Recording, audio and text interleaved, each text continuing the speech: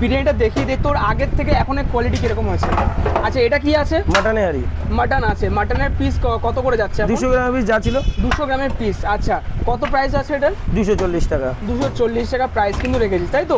এই এত বড় কিন্তু গোদা গোদা পিস রেখেছিস। একদম। আচ্ছা আনলিমিটেড কি শুরু করেছিস? হ্যাঁ রাইস আমরা পরে রিপিট করি আমরা। আর রিপিট করছিস এর জন্য কোনো রকম 5 টাকা 6 না টাকা? না না না না। আচ্ছা তোর যে স্টেশনে যে 5 টাকার কনসেপ্টটা জল দেওয়ার ওই বিষয়টা কি এখানে রেখেছিস?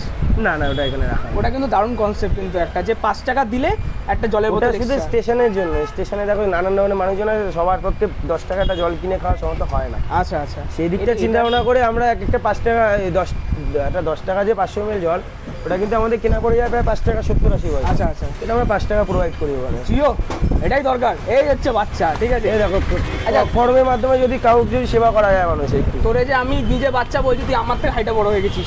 না। যখন আমি তোর দোকানে প্রথম আসি তখন সত্যি তোকে একটা বাচ্চা বলে মানাতো,